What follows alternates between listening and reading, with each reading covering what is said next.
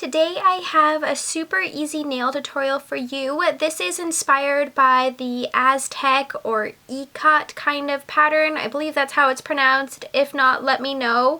But this one is super easy. I use basic colors just to make the colors really pop, and it took me no time at all. All you need is nail polish and then a nail polish art brush. I just bought mine at Daiso in a multi-pack. First, I painted my nails with Essie Bikini So Teeny. This is a really nice shade for this because it makes the white and the black really pop. And then I went in with a white nail polish. This one is one that already has a tiny brush. This is just a Daiso brand one, but you can use any white polish and any kind of brush that can easily just make this triangle design. Really, you could even probably use toothpicks for this, but my goal was just to place random sized triangles at the base and at the tip of my nail. Some of them I only did one triangle, and some of my bigger nails I did two, and I liked the variety of sizes because it added just to more of like a different pattern rather than the same pattern on each nail. So this is what they look like. I actually did go back in and do 2 coats of the white just to make it really opaque. And then I took a neon pink color by Glaze. This one's called Pink Voltage, but you really could use any kind of neon color that will stand really bright and opaque on the white. And then I took a small brush that I got at Daiso, which I mentioned at the beginning, and I just did a sort of like a fanning method. My goal was really to make it look uneven. I didn't want the lines to be straight at all, so the key is actually to be messy.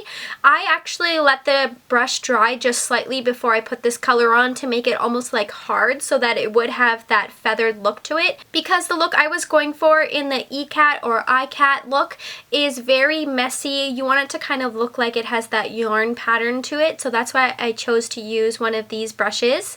And you can see that I left a little bit of white showing just to make sure that all the colors would pop individually. So then I took a black acrylic paint. Actually, I've done this method before using black nail polish, and I found that once I put the top coat on, no matter how long I let the black nail polish dry, I always got a little bit of bleeding. So I did some research, and I've heard that people use acrylic paint to do some nail art. So I took the black paint and I took one of those nail art brushes, and again I let it get a little bit tacky so it could get that feathered look to it, and I applied that all on the outside past the white and as well as a little bit in the middle. I kind of tried to make it so that all the layers were pretty much even, although the white kind of disappeared, but you can still see it.